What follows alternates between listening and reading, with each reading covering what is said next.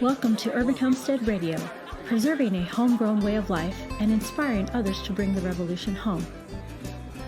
Thanks to the support of our sponsor, Lehman's. For over 60 years, they have provided practical, non-electrical tools, appliances, and home goods.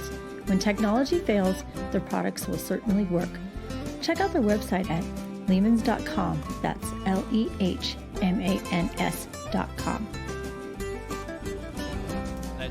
Hi, homesteaders. I'm your host, Anais Dervaes from the Urban Homestead in Pasadena. I want to say happy May, and I hope everyone is doing well and enjoying life and maybe their gardens and their chickens and all the amazing food that you're producing. Speaking of food, today I have Sanjay Gupta back again as my guest. He was, I had him about over 6 months ago talk about the compost system, and he's going to give us an update on the compost system and talk about the new drip irrigation that he's been installing here at the Urban Farm. So I want to welcome again Sanjay. Hey, I'm back. You're back. Thank you for joining me, and as we talk about what's going on here at the Urban Farm. So last time, like I said, we talked was about the passive composting system you installed. So maybe give a recap to our listeners what that system entails or what it is, and that what you did. What compost system did you put on here on the property? Well, first of all, I'll have to say that I have more time now because I actually live here. Yes. Which is a big bonus. So it's been amazing to move into, I moved in August, and so I had a lot more time to monitor the compost. How do I monitor the compost? I have a compost thermometer. You got to go out and get one because it'll tell you what's going on in your compost pile. Otherwise, you're just looking at something and hoping for the best. So with the thermometer, it's going to tell you what is the level of composting that's occurring. Is it steady? Is it active? Or is it hot? And from there, you'll know when to turn the pile and what not. So go out and get yourself a compost thermometer if you don't have one already. So where you could get? The local nurseries sell it, or? Some of the local nurseries have it, but I'll tell you, just get it online. It's one of those things that I'm not big on. I'm not a big online Amazon guy, but when it came to the thermometer, I bought 5 of them. Okay. Oh no. Okay, you like them. So they're just like this. They're what? It's basically like if you make a steak or whatever, you have these little but they're just probes. extra long. It's just the probe is like 2 feet long. It's a bona fide. They run you about $30-$40, right? You don't have to get the super industrial like $250 ones. Yeah. And they'll do you a world of good. It's my information station. I like how you describe when people ask what you're doing, you're literally like cooking or baking or fermenting. Describe like what you tell people what you're doing. Yeah, so there is this idea that compost is for food scraps, and that's not necessarily the only place to get your greens from. You gotta be getting your greens from your yard. I'd recommend that you grow things just for the sake of composting them. One of those things is peas, because not only are peas delicious, they grow a lot of green leaves that you can compost, and they fix nitrogen in the soil, but that's another story. So at the homestead, I'm actually composting a lot more yard waste than I am food scraps. So the food scraps thing is kind of like the paper straw conundrum thing, where advertising kind of like targeted this small, almost insignificant piece of the puzzle, which is as paper straws are to the plastic problem, which is like 0.00001% of the problem. Food scraps, yes, we should be keeping them out of the landfill because they create methane, but it's actually yard waste, which is a lot more volume of compost that you could be making. So here, I've been able to create like 3 compost bins at the same time that I'm kind of like folding into one another. It's almost like on a large scale, I'm kneading a big loaf of flour. It really is. We've got certain piles that are cooling, certain piles that are heating up, and a pile that's heating up, if you open it up and put more fuel into the fire, it's gonna blow up that much more in terms of goodness and microbial life, remember, all the heat that's coming from your compost pile is coming from microbial respiration. It has nothing to do with the sun. Yeah. So when you talk about fuel, what's your favorite fuel? Is it coffee grounds, like you said, peas, or even kitchen scraps, which actually heat? The food waste which actually. Well, at the homestead, we're lucky in that not a lot of bark, like woody things, are grown here. It's a lot of leafy green stuff. The salad mix is Justin's cash crop. So it's very easy to compost that stuff, and you don't have to necessarily chip it the way you'd have to chip branches from a tree. So we do have that benefit. So when we fold it all in together, a head of lettuce, it's 90-something% water, right? So when you put it into the compost pile and it's running at 120 plus degrees, or anywhere from 120 to 160, you're going to get most of that water vapor steam off, and so the volume of that one head of lettuce is going to turn into dust. But good dust, compost dust. Compost dust, growing soil. So, like we say, when we talk about what we're doing here, not only are we growing food and community via the stuff we do here, we're also growing soil, and that is a very vital part of the homestead, because people say, how do we have that much rotation and using the same quote same soil? If we're not using without the same fertilizing. Soil, without fertilizing, so we're not using the same soil. We're actually growing new soil every year as well. And what's the turnaround like per month? Like, if you're getting a decent turnaround with the new composting system. Yeah, it can be like maybe a month maximum now.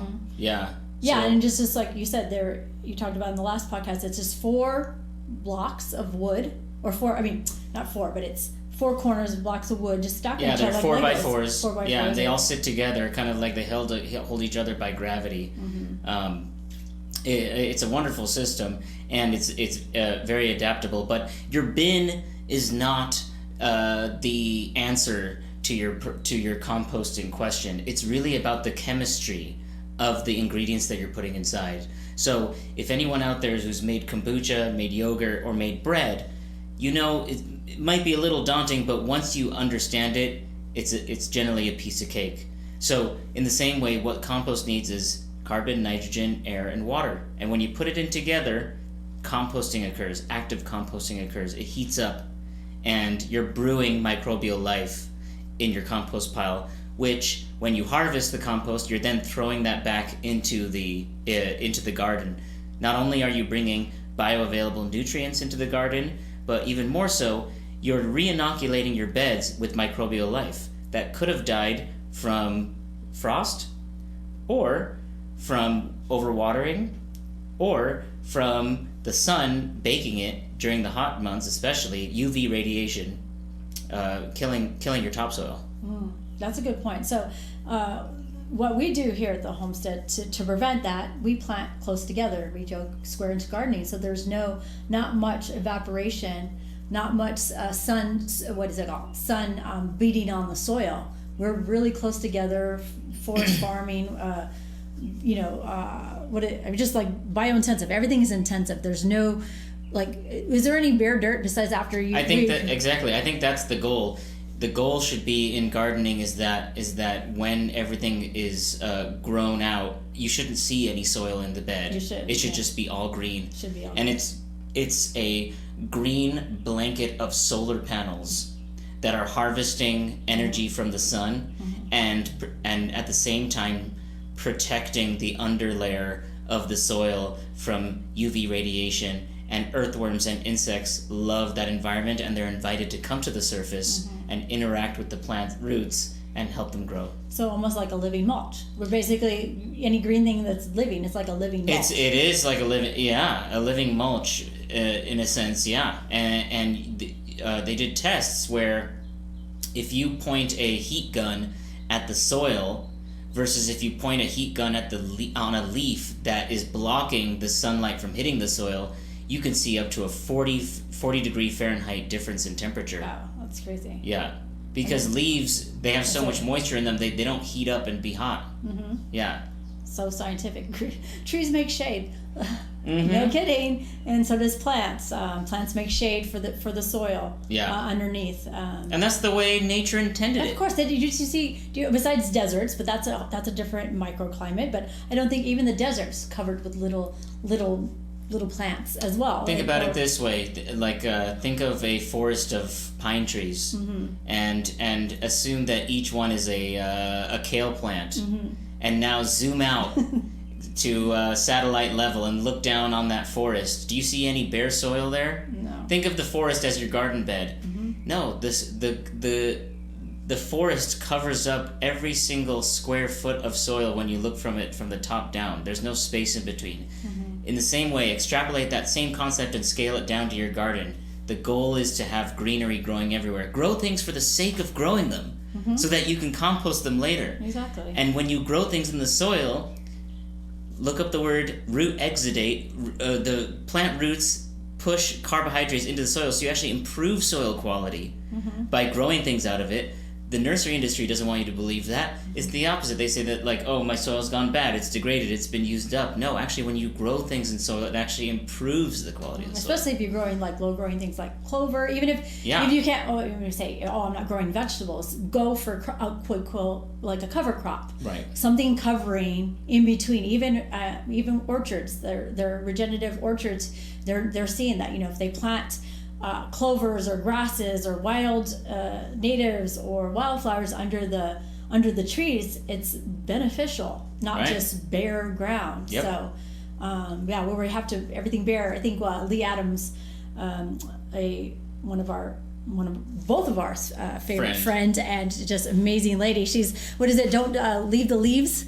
Oh yeah. Also leave the leaves. Yeah. So many people we don't even leave the leaves anymore. They're called leaves because you're supposed to leave them. Yes. So we're just about, but the mow, blow, and go. We rake, sweep, remove all that for the sake of neatness and straight lines, because it simplifies our mind. Right, when we go out in the garden, we like to see straight lines, and the built environment is full of straight lines, walls, right, and streets, and we're can't be dirty, can't be cluttered. We're coached into seeing things as straight lines, but when the garden has curves in it, then you get microclimates, and you get not only curves laterally but also horizontally and vertically as well, all 3-dimensional, 4-dimensionally. And that's when we came into the Hugel Mountain, which you helped. Right, because the Hugel, which is basically a hill that you build inside your garden and create contour in the landscape, created shade on the north side of it, which allowed certain plants that really thrived to go off. So look up, if you haven't already, look up Hugel culture. Hugel culture with a K. K, yes. In Hugel Mountains, which we did with some of the extra bark, or not just bark, logs that we had around the homestead, and we basically transformed that front part of the yard into a little berm, and it gives it depth, dimension, and like you said, brings in definitely microbes to the soil, helps with water evaporation, actually harvests some of the water, rain, or moisture from the air as well, and brings it back into the soil. So if you are in LA, and now that things are opening up, I recommend you check out the Crescent Farm at the LA Arboretum, which our friend Lee Adams put together and started and transformed a lawn that was there into Hugel Mountains with native plants and vegetables, and so it's amazing. So if you haven't checked that out, definitely go check that out. And they rarely water it after its initial planting, and it's pretty impressive. It has basically blown open, the gardening world in terms of what gardens should look like, know, in arboretums. Usually it's just everything's. This is the wild form, and in the wild form it's beautiful. So I highly recommend checking that out if you can. So. Back to overall conclusion on the composting system. How are you finding it? Are you happy with it? Tweaks, things you could do better, or it's just an amazing system that you're just going to keep going with it? Well, there's people out there who say don't sift your compost. but I do. But you don't have to sift it to be super fine. It doesn't have to look like soil. It can be larger than that. And when you put those particles into your bed, you fluff it. You help with fluffing it up, creating air pockets. Especially if you're amending like clay soil, creating air pockets, and that stuff will continue to break down in the bed and become smaller and smaller fragments as time goes by. So maybe like anywhere from 1/2 inch to 3/4 of an inch holes. A sifter is definitely sufficient. And then the stuff that doesn't go through the sifter, you just put it back into the compost pile to keep breaking down. Yeah. And it's important because you're dealing with in your other job, you have many jobs and we can talk about that later, but one of the jobs is you're at a local nursery and a lot of people are asking you about soil, and they come and they want to start a garden, but guess what they have to do? Buy soil. What's your take on that? What do you suggest or recommend for people who want to start their own gardens but they go out and buy soil? Well, soil's expensive for a reason. A lot. Dirt ain't cheap. The soil at the nursery where I'm at is made somewhere in Northern California, and there's other inputs from all different types of places. So growing soil at home, composting and mixing it in with some of the native soil, burying yard waste and food scraps in your bed, and then putting bagged soil on top is a way to go. Most all plants that you're going to be growing in your bed, they need 1/2 foot to 1 foot height. You don't need a tall bed. I understand if you have some issues crouching down or whatever, or it's an aesthetic thing, but you really only need about 12 inches of soil in order to grow almost all crops that you want to grow. Yeah. And the bag soil that you get at nurseries or your local home improvement centers, that's just like a base. It's not like if you're cooking with that soil, it's basically the flour. How can it be full of microbes when it's been sitting in plastic in a hot warehouse for a certain amount of time, and then traveled on a truck to some other place, sit on a pallet, and then came back to your house? It serves its purpose. It's a growing medium that is inoculated with different bacteria, and when you water it, things will grow out of it. But let's build soil in place. I had a realization the other day that I think it's worth sharing because we're right on this topic. We talk about the native land and the native people and the native soil, and to respect it. And I'm sure we all do. And this was the land of the Tongva out here at one time, and still is. I'd rather say it still is. And we are visitors here. But if we're to respect the land, it's one thing to respect it, through your mind and give good thoughts. But we can also carry that respect into healing the land, right? How do we heal the land? Let's break up the compacted clay. Let's take out the toxins. Yeah, let's take out the heavy metals that were put into our soil through an industrial age of the last 200 and something years out here. And let it breathe. Let's bring this. Let's give this soil an opportunity to come back to life. Why was it so amazing, and why was it so respected, and why did the Tongva live here? Not because they just wanted to build their homes on it, because it fed them. It was fertile soil along the LA County watershed. The Rodents, yeah. Right, which was fertile soil for them to grow food. They realized that and they stayed. Right, so let's. There's something to be said about making compost and also turning that into the native soil and growing things in the native soil, and showing the respect that way. I couldn't agree more. That's beautifully said. Yeah. And like I said, and another thing is we've concreted it. We've capped it. We've not let it breathe. Right. The Arroyo Seco is now a concreted channel.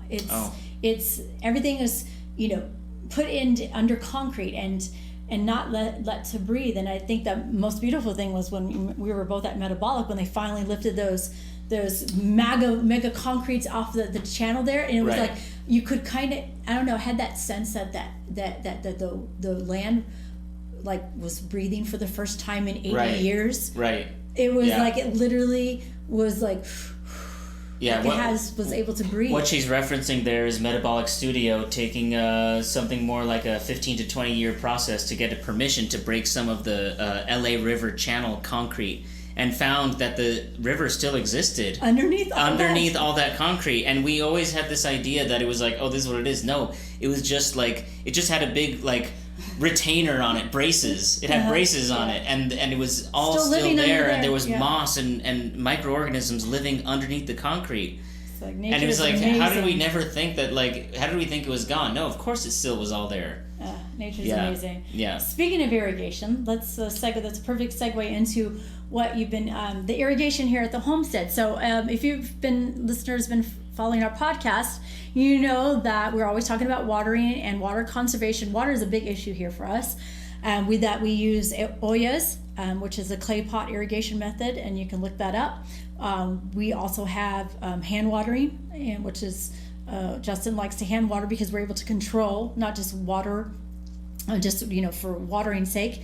And we also have a laundry landscape gray water system with the city of Pasadena installed for free. So our gray water from our laundry water goes out in subsurface and waters some of the edible landscape out front. Now, a few years ago, Justin put in a drip irrigation system to water the raised beds in the back. It was a lightweight T-tape, and every time he had to turn over the beds, it got a little messy and didn't quite go back. So this year, we decided to maybe upgrade the irrigation system a little bit, and you, Sanjay, did some recon at a local irrigation place and came up with this system. Tell us more about that drip system, how much it's costing per bed, and what you found how did you come to make this system work for us? Yeah, I mean, I started doing some small irrigation installations for people's fruit trees, and there's a product, an Israeli company called Netafim, Netafim.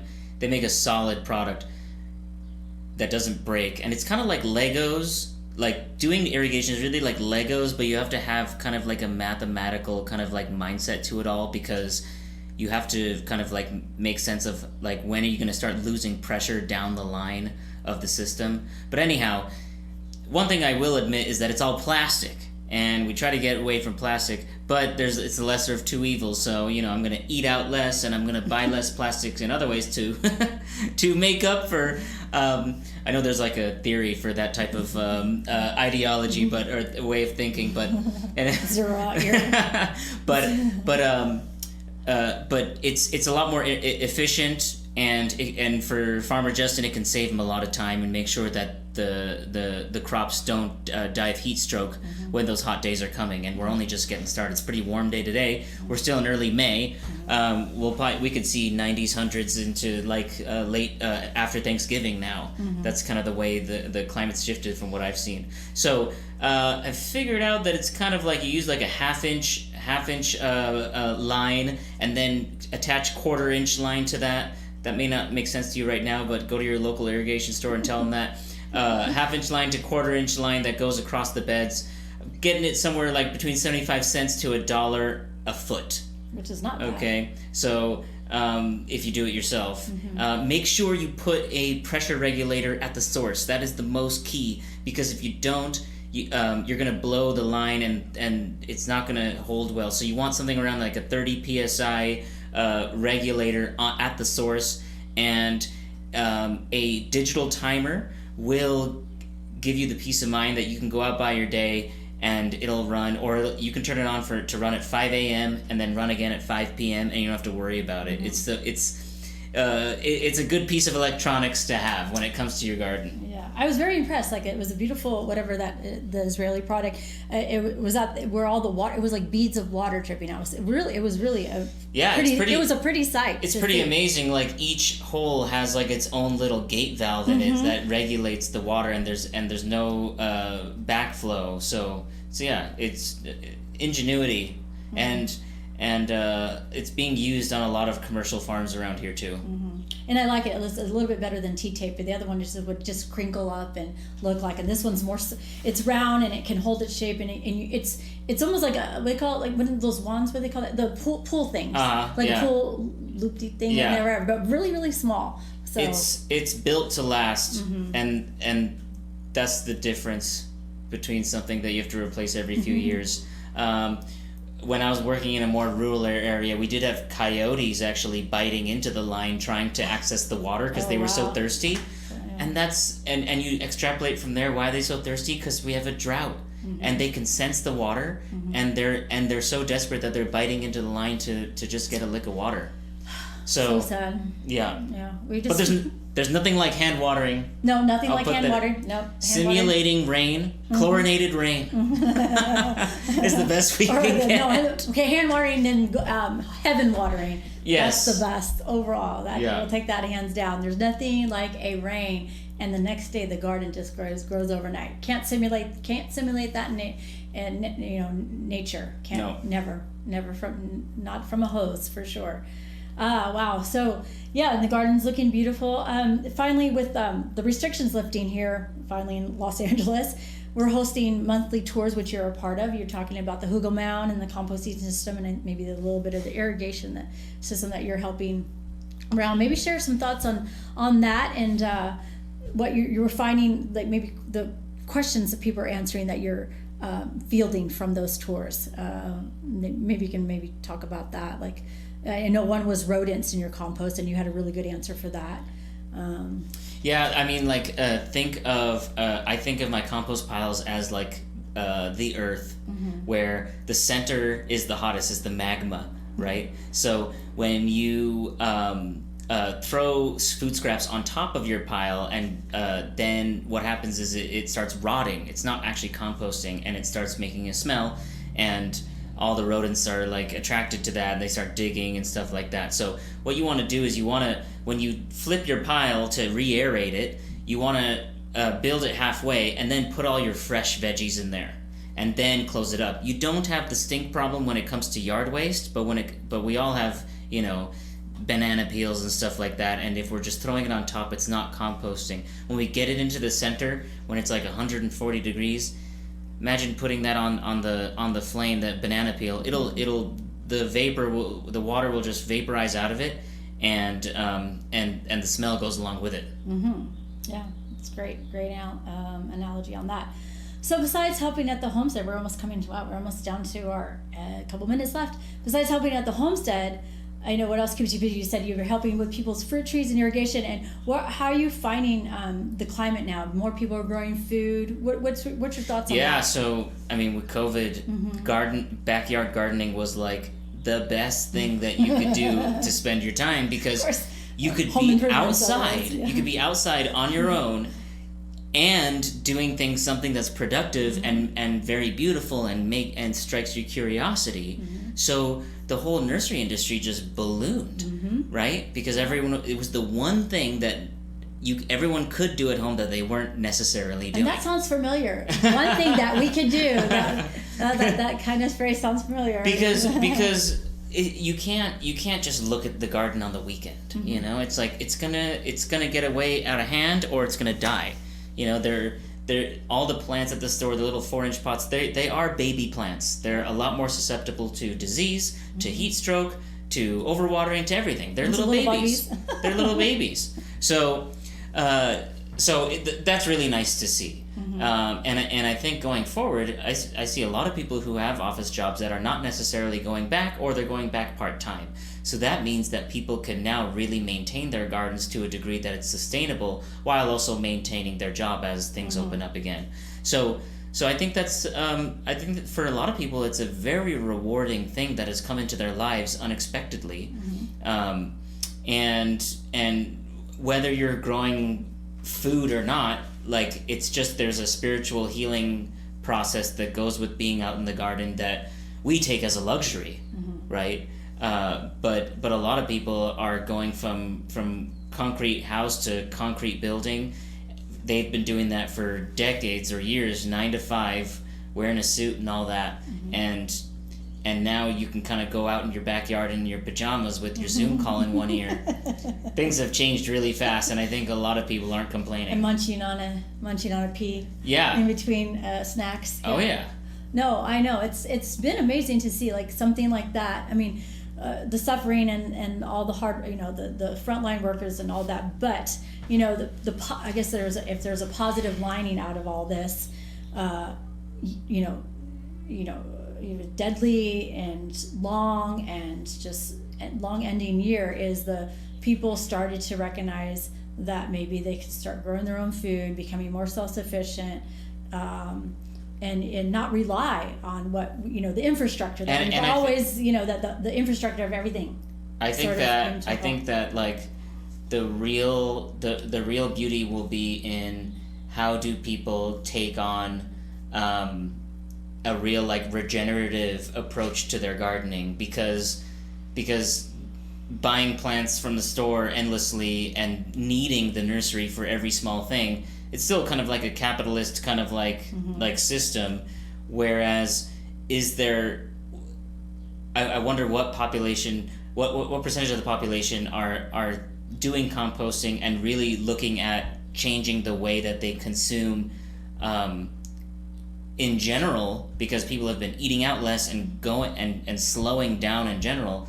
And going back to plugging the composting thing, if you really get that set up, it's gonna address a lot of the problems in your garden, and it's gonna just create abundance. I've got like squash seeds sprouting in the compost pile that you could literally pull out and put in your garden, and there you go, one less plant bought at the nursery store. That's the way nature intended. So if you need squash seeds, come to Sanjay. Nature sprouts itself given the right conditions. Yes. And the warmth and the moisture of the compost pile is a perfect place for a seed to sprout. So some people see that as a bad thing, but I'll tell you, I think it's the new wave of sprouting your own seeds at home and closing the loop and creating that homestead resiliency that you've been preaching for your whole life. Pretty much. Wow. Yeah. I mean, I think this is a time where gardens are growing hope for the future. Hope in a trying time. Hope for a better future, and with your contribution and everybody doing their part, I think we're doing that. Like I said, can't say more than that how gardens are and how important they are. Yeah, and if I was to dream now, like over the next 5 years, what I would love to see in this town.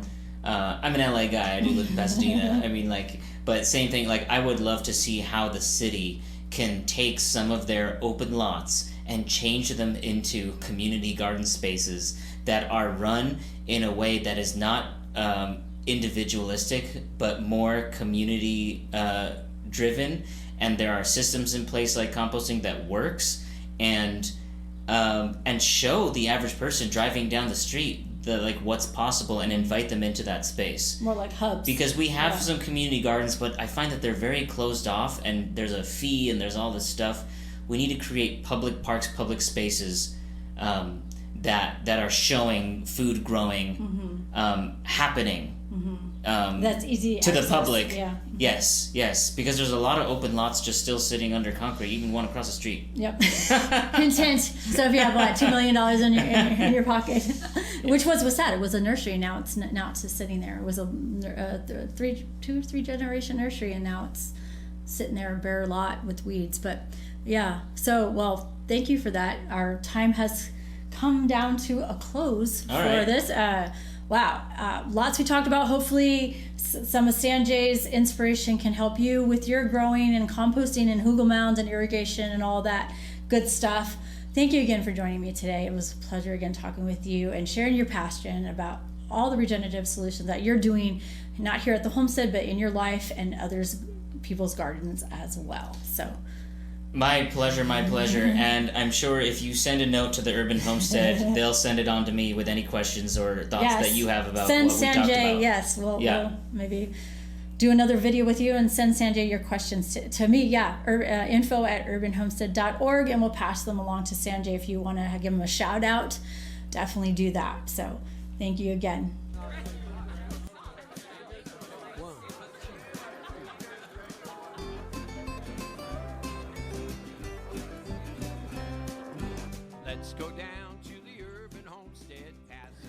We love to hear your feedback or questions. Visit us at urbanhomestead.org to check out what's happening on the homestead. Follow us on Facebook, Twitter, Instagram, and YouTube. And until next time, keep on growing.